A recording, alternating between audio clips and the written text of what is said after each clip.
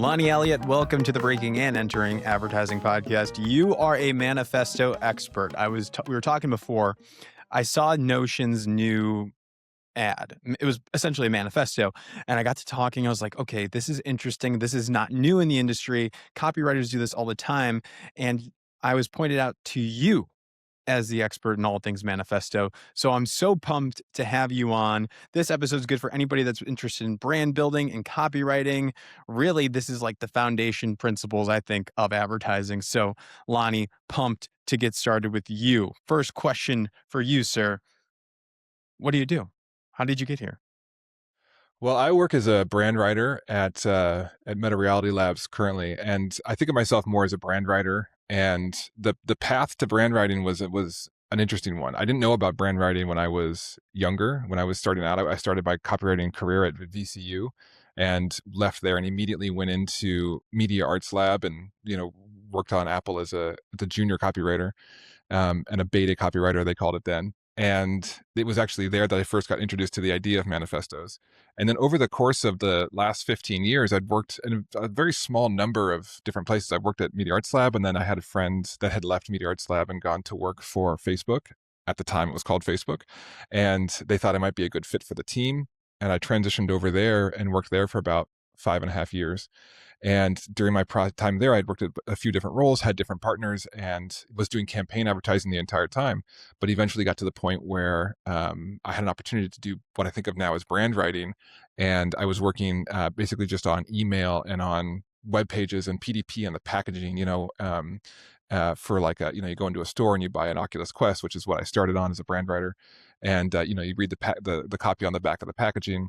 That's what I write now, the stuff that you read when you go into a store. And I love that. It's crazy amounts of writing. It's a lot of pressure, and it's the perfect combination that helps me create kind of the best stuff. So let's simplify. What's the difference between brand writing and copywriting? I think of it as the difference between campaigns versus channel writing. So what I think of as copywriting, and a lot of people in my position might think of themselves as copywriters, but what I do is I write things for like web pages and like PDP pages, like I said, like, you What's go a to Amazon. PDP? Product description page? Yes. So you go to Amazon and you're interested in buying a new product. The stuff that you read there, all those words that are there by the brand are stuff that I would write.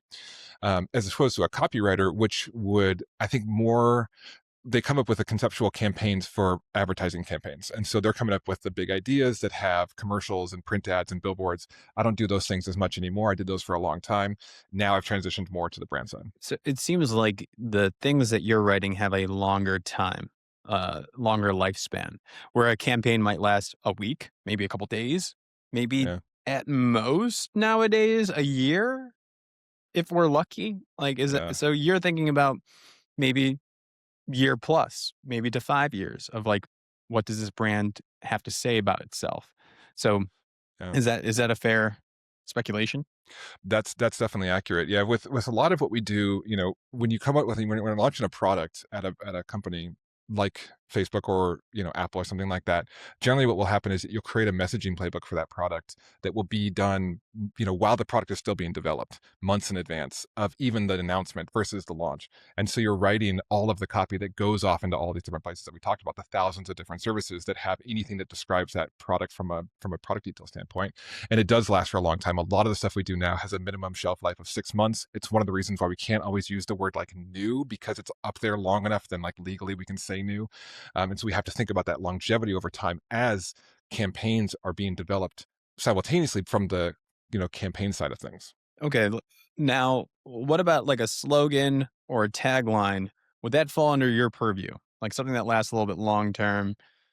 Yeah, not usually anymore. No, a lot of what we'll do, there's some version of that where we'll have something where it will be the line that you'll see on, the thing that you walk up to at a Best Buy or a Target or something. There'll be a headline that will be on the display. That might be something that we do.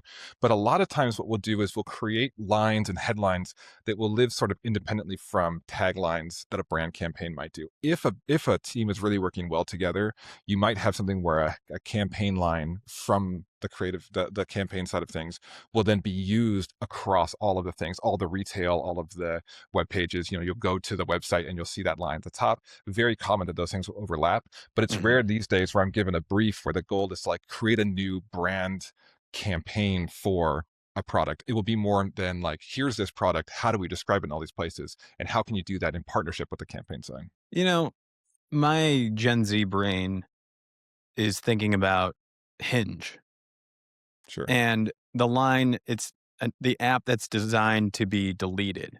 Yeah. And I think about that a lot. I'm not sure where that came from, if it's a tagline or if it's within the branding, like the core of the brand itself. What do you like with your assessment of that? Where does that come from? Is that from your team or from maybe a brand campaign? Like it could be probably an original brand campaign, original campaign. Maybe they did it on their launch for 6 months, but it's just stuck with me. Yeah. What is your take on that? That's a great line, and it's very memorable. And my guess is that that came. Well, it's difficult to say because all teams are built sort of differently. Because there are some teams that are smaller within internal studios that they might be doing both. Somebody like where I started, I was doing both campaign work and brand side work, and so there could be a lot of overlap. My guess Mhm, is that that line started as a campaign line. It mhm, started as a traditional campaign that was used for commercials or for billboards or for something like that, and then it may have become the line. I haven't been to Hinge's site, but it could be something that is used for there. Another example like that might be Airbnb's Belong Anywhere. Like I'm pretty sure that Belong Anywhere, which is another fantastic line that you can only do really once you get to be as mature as a company as Airbnb is. But you have a line like Belong Anywhere that most likely started at the end of at the end of a commercial that they did. But then mhm. you go to Airbnb.com and you want to have that same message continue. And so the brand side of Airbnb would likely use that campaign line as a framework for how they're starting to think about that page, but then they write everything else themselves to support it. Understood. L Let's get into the history because you mentioned that you started at TBWA, Yeah. Media Arts Lab, which for those who have done their advertising history homework, know that that is the bespoke, that means custom. It's the agency built for Apple. Within the TBWA Chiat network, it was an off spin, created by Lee Clow for Apple specifically. I'm sure Steve Jobs was a part of that as well. And Lee Clow and Steve Jobs, good buddies at the time, probably the best manifesto writers, I don't know, maybe in history, Lonnie. I would love to hear your thoughts on this too. But they kind of cemented, like in my brain, like the 1984 ad, the here's to the crazy ones, some of these best manifesto films of all time. So you got to start learning probably from Lee Clow's coaching tree, which makes a lot of sense why you're on this episode now. So when you look at the evolution of manifestos, I guess from political and cultural movements to brands, what has actually stayed consistent to that 1984 ad or that ad period, and what makes one powerful to today? I think that the key to every one of those is it has to be, in my mind, transformation. I think of great manifestos of any type, cultural, political, brand stuff, as you're transforming perception in some way. Your audience is starting in one place and you want to get them to the next place. That journey from A to B is your script. And you look at things like 1984 or like Think Different, and you see the ways that you're offering a new perspective on some facts, some reality that gets you to the brand to where to or the campaign to where or the manifesto to the next place. And that's something that really struggled that I really struggle with as a writer, especially at Media Arts Lab when I was a junior, is I never knew how to advance the argument down the page because I would always just want to talk about my idea. I had gone to VCU and I had known about how to come up with a big idea. That's what they really push for. But I didn't know how to turn that into a manifesto that made you feel something. And it was because I would just repeat the same like line over and over at the top. And it's only until you start to think about you're actually like I want to actually change your mind about something. With Think Different was one where they say like here's to the crazy ones. That's one where they started celebrating people who are crazy, which was not a good thing to do back in 1996 or whatever it was. But then by the end, you have this different interpretation of crazy people in society. You have this different interpretation of Apple. That journey through them was the result of that script. And I think that that works whether you're Martin Luther King talking about I have a dream or whether you're some kind of cultural movement or whatever it is. Your goal is to transform that perception that people have about whatever it is that you care about. How do you do that? Like, where do you even start? I think there's a couple of things that are really crucial for what to do because the most important thing, I think, is that you need to have a very firm. Well, I generally talk about this actually in the wrong order, but I think the most important thing is you have to have tension. This is really important. You have to have the thing that's wrong about the world or about society. You have to have a problem essentially that you're talking about in your manifesto in one way or another, and it's not necessarily the problem that your brief is giving you or something like that. Like the problem for 1996 for Think Different, 1997, whenever that was, the problem might have been, hey, look, we don't have any products and we need to put something out into the world. We're not making anything that with the new vision of Apple, but we got to go do something. And at that time, tech companies were always putting out stuff about their products. You look at the Apple ads in the early 90s, they were all of them featured a product.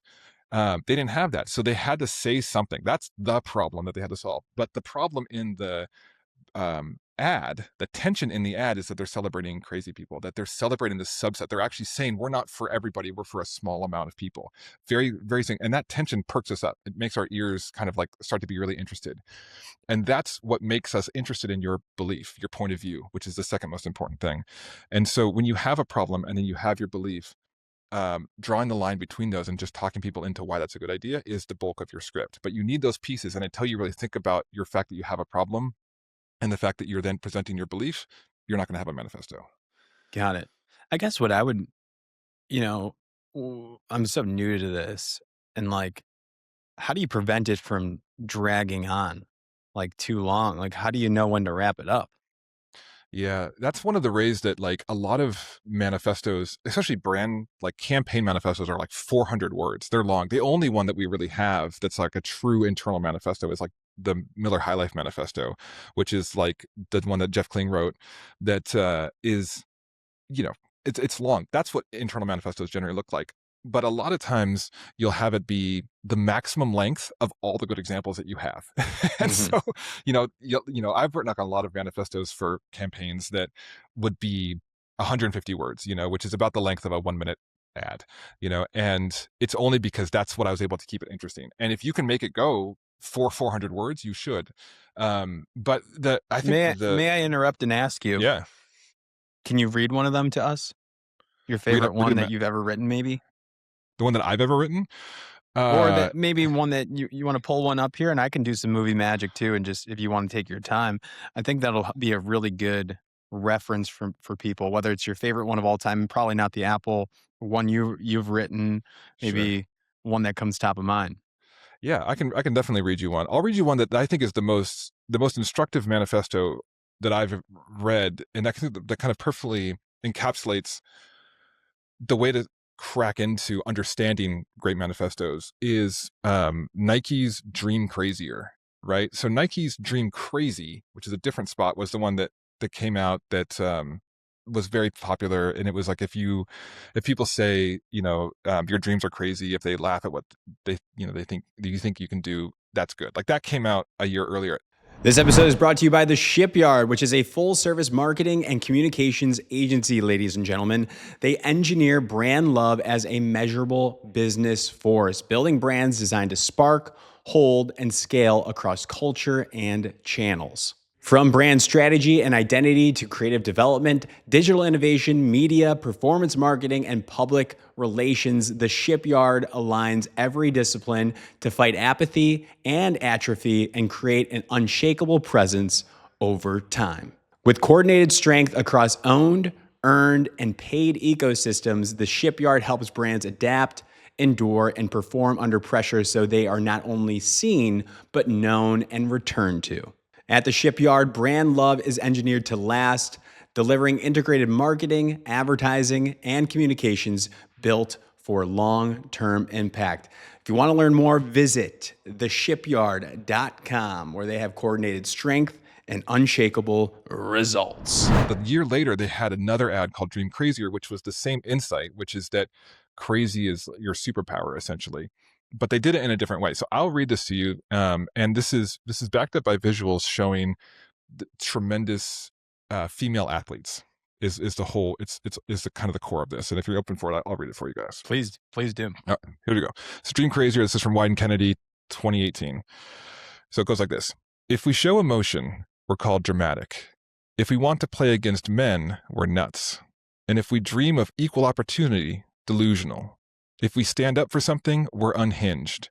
When we're too good, there's something wrong with us. And if we get angry, we're hysterical, irrational, or just being crazy. Oh, or just being crazy. But a woman running a marathon was crazy. A woman boxing was crazy. A woman dunking, crazy. Coaching an NBA team, crazy. A woman competing in a hijab, changing her sport, landing a double cork 1080, or winning 23 grand slams, having a baby, and then coming back for more, crazy, crazy, crazy, crazy, and crazy. So if they want to call you crazy, fine. Show them what crazy can do. So Chills. Love. yeah, you get to the end of that, you feel it, right? It's in your bones. And that resonance is not an accident. When you're like a Wyden Kennedy manifesto writer, that's what they work really hard to create that. The reason why I love this manifesto is because I had seen this spot 20 times before I realized, when I started really studying manifestos, that a lot of manifestos share the same structure. And this manifesto is a great example of what I think of as a U-shaped manifesto, which I can get into all that, but I've named them after letters for just rudimentary maps. But half this manifesto is all about the tension, the problem, and half of it is all about the solution. And you'll see this all the time, where if you're struggling to think about how to write a manifesto, talk about the problem for the first half, exactly halfway through the spot. And that's what happens here when she talks about, or when the narrator talks about, if we show emotion, all these things, we're crazy, we're irrational, we're hysterical, all these things are all bad. That tension builds. We get to the halfway point and we want that release. We want something good to happen because we're pulled so hard into this problem. And then it says, but a woman running, and so then the clouds part, and then the entire second half is all positive stuff. It's all the better way to think about being crazy. It's not something that makes you hysterical or irrational. It's actually the thing that makes you create amazing things.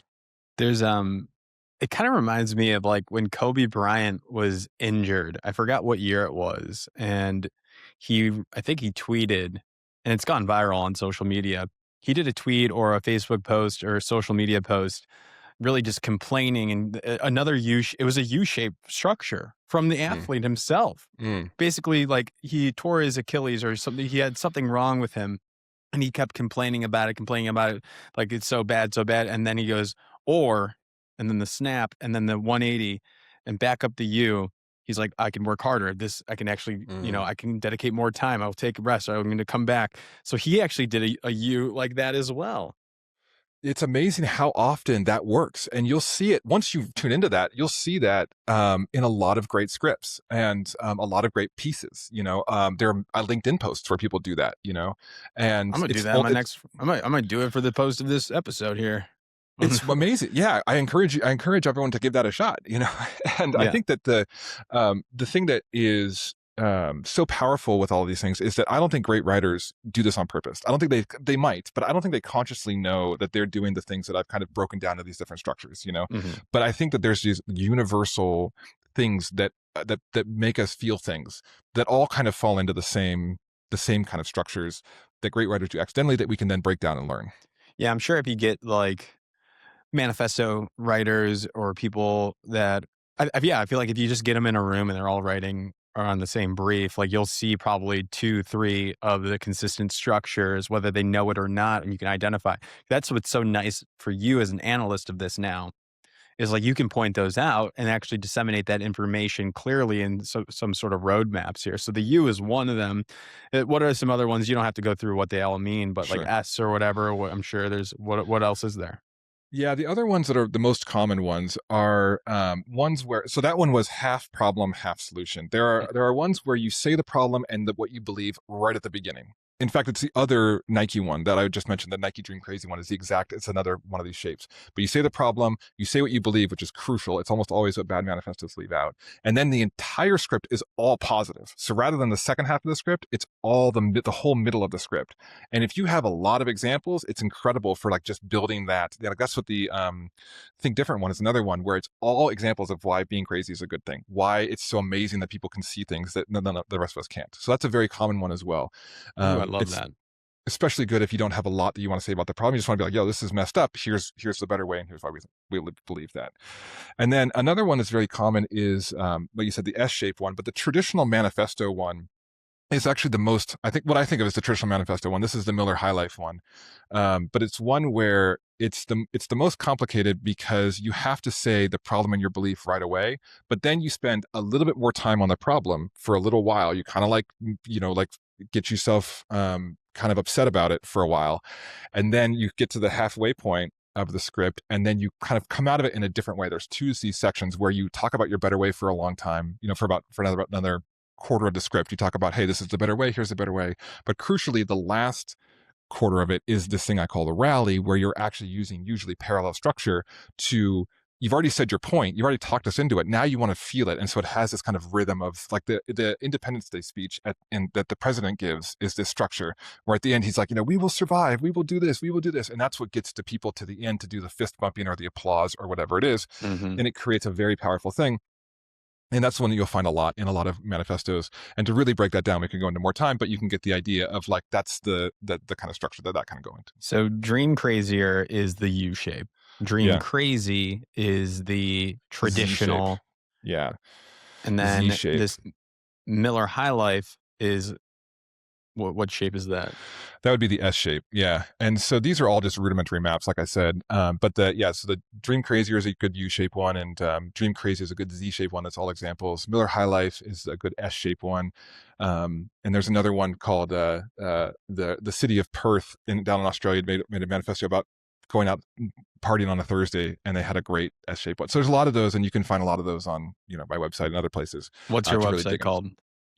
It's called manifestowriting.com. Perfect. And it's just, you go there and you can sort it by structure, and you can just see all the examples, and you have a ton of them to break down and read. And I encourage all writers to do that. 2 fast questions for you. Can AI write manifestos well right now? I think that no, they can't. I can tell you that they can't write manifestos well. Do you think they will be able to one day?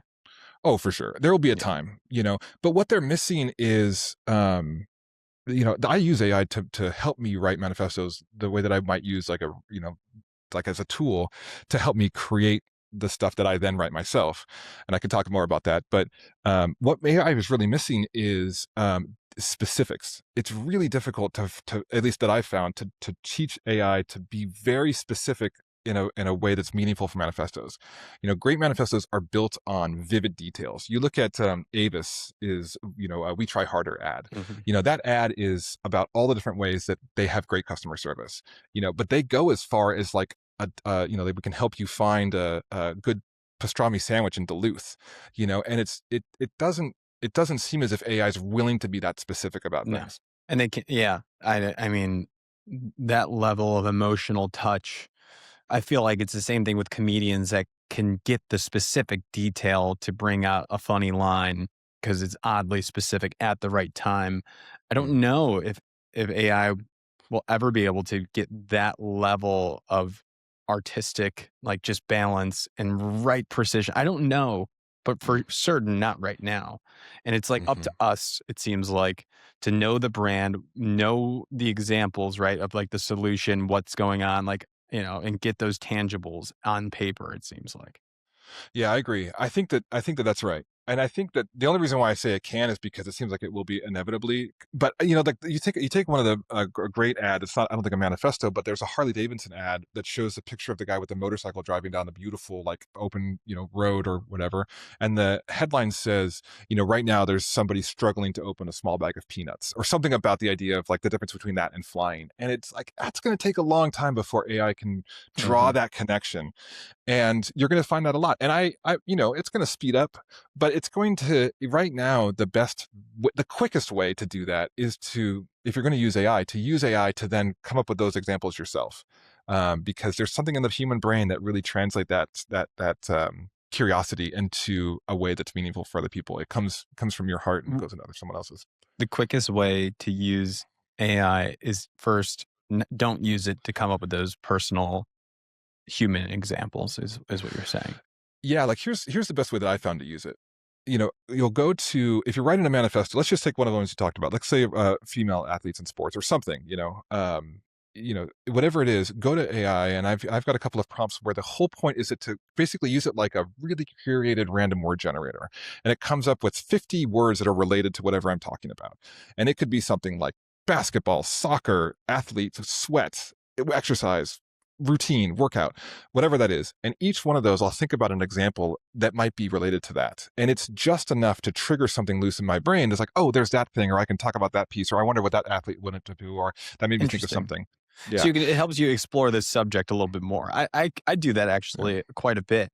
Like our break entering brand is kind of like where you're pulling off a heist, like getting into the ad industry and being successful in this. It's kind of like you're pulling something off. It's hard to do, and it feels kind of wrong when you do it the right way. So sometimes, like I'm thinking of a new product launch or an extension or something like that. I'll say like, talk to me like about what are some things that criminals do? What are some of the tools? Like, what's it called? Like, what's it like in prison? Like what, like a commissary? I don't know what that is, but like it helps me just generate some subjects within the parameters of the brand that we built. And then I can connect the dots from there. Like, okay, well, if we ever did something for students on, more specifically, we might call it blueprint and stuff like that. So I think there's Sure. some sort of parallels with what you're talking about. Completely. Yeah. As soon as you can kind of shake loose that stuff in your head, the better. And I think that's why brainstorming works, is because it changes it, like with a partner, is that it changes it from being creation to problem solving. It's like and I think that at least my brain works a lot better when I'm actually trying to figure something out and like, oh, how does that work for this? And it unlocks some pieces. I'm getting worried though that some of these tech companies, which I love that they're investing in brand. I think like 10, 15 years ago, they didn't care. They just wanted the best Mm, product faster and get it out before the competitors. However, we're seeing now that these AI companies, OpenAI, Anthropic, Meta, of course, like they're now doing manifestos. They are investing in brand campaigns, tapping in independent agencies or holding companies, and investing in human creativity to actually build their brands. I love that, but I do worry that new entrants, what startups, are just going to AI their way to a manifesto. Great that they know they need to do it, but it's very important that they do it with some intent. yeah, I agree. I think that what will it's like when they say about, I read this somewhere, but they were talking about like you get rid of the doormen and you save money with the doormen, but then you realize that bookings go down because they don't have that personal touch. I'm very fascinated to see what happens if they do that, if it's effective. It could be, but it also could be that it just looks like what they need, but then they don't realize why people are slowly starting to engage with them less. And it's also like a matter of sticking with it, because manifesto to me, and correct me if I'm wrong, but it seems like a manifesto is just as much external facing as internal facing. That employees rally to it. It's on the t-shirts, and Steve Jobs and Lee Clow are both saying it to the agency. They're saying it to the company at Apple. They're living it and is showing up in public. It seems like an instruction manual, a compass.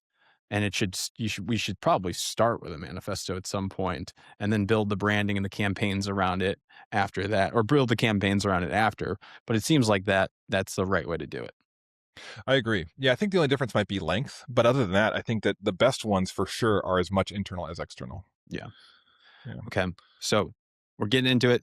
Let's recap. What are the non-negotiables for a great manifesto?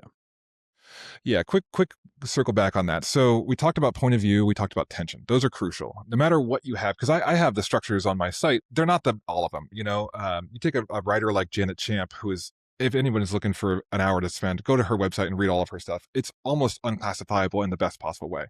It's amazing. But every manifesto, I believe, has you have to have tension, you have to have a point of view, and you have to have proof. And I think that the proof is something that basically just demonstrates why your point of view is worth believing. If it's a story, you're giving interesting beats in your story. If it's a point of view like we talked about before, you're giving interesting facts and details. There's a fourth one that's on top of those three that is more difficult to define, and that would be craft. Almost every manifesto has cadence, it has rhythm, it has word choice, it has all of those things that make it sound like a manifesto. But you can only have that after you have the first three. If you don't have the first three, particularly the most important one is the belief. If you're not clear about what you're trying to say, nothing else matters. Your manifesto is going to be too vague, it's going to be too poetic, it's going to be too something else. You have to be clear. If you're clear, then you can go on from there. So don't ever start the manifesto with trying to sound good. You have to always do that at the last step. But the best manifestos also tend to have that kind of crafted polish. Love. And yeah, I feel like that comes after time or studying and just getting there and reworking it, finding a great creative director or partner that'll help you build it along the way. Any notes on like how people can better their craft other than repetition? Yeah, I would say definitely. Well, I'll say one thing very quickly. You just mentioned partners. If you're working with a partner, respect and listen to your partner, because a Love. lot of times writers might not do that, and and not just your art director partner, your strategist, all these people. It's amazing how much they can provide that thing that does it. There was one of the best, I think, pieces that we made with my partner in my career was one where he had found a line that I had written from a manifesto from an earlier thing that died. He's like, we should develop this thing. And it was the key to create an entire campaign. So listen to your partner, respect everybody. That's always really crucial. Hey, that's a big one. Yeah. Because it's Yeah. writing is a very personal, protective thing. It seems like, and Yeah. it goes back to the whole thesis. Like every time I do this podcast for the past 6 years, it's like, you know, getting feedback and realizing that this is a industry where you are going to need thick skin and not to be too emotional about your work. It's just a great reminder that people need to keep hearing. Yeah, I agree. And it's counterintuitive because I think especially when I started out, the more difficult it is, the more I felt like I wanted to stay in my own little hole, and Mhm. my early art director partners will tell you that there's a good way to to die in solitude versus to embrace it. Um and but the other thing about advice is I would strongly recommend going and rewriting something by hand. I talked about that a little bit before, but I would rewrite the stuff that you love by hand, and it doesn't have to be advertising. It can be comedy, it can be short stories or poems, but go and rewrite the thing that you care about because when I was starting out, at least, you don't realize how much stuff you need at each place. It's like think about the way a toddler draws a human face. Huge eyes, huge mouth, very little skin around it, because for them, that's what they remember and what they think is important. But if you actually look into figure drawing, there's a lot of skin there's a lot of head that you got to draw. And Mhm. when you really focus on figure drawing, like the face is a small part of the head and it only looks real. It only works if you draw the rest of the stuff. And you only really get that when you really look at it more objectively. So if you can go and rewrite stuff, you realize, oh, like I used to, rewrite plays when I was a kid, and that was a way that I learned. Like this argument that happens in a play or a TV show or something is long. You need a lot of disagreement. You need a lot of different things. But when you remember a great West Wing episode, you might not really think about how much was actually discussed to make a point. And so go and find something that you love. For me, it was advertising brand manifestos, rewrite them. And then if you can, break it down by what each line is doing to the piece. Is it adding to the point? Is it adding to the tension? Is it an example? What is each sentence doing? And then do that 50 times. And if you do that, you're going to be in good shape. I think the CEO of The Atlantic publication mentioned something similar. He wanted to get better. He felt um, that once he was 30, like a lot of us fall into this trap right around the 30-year mark, that you can't get much better at what you're Yeah. doing.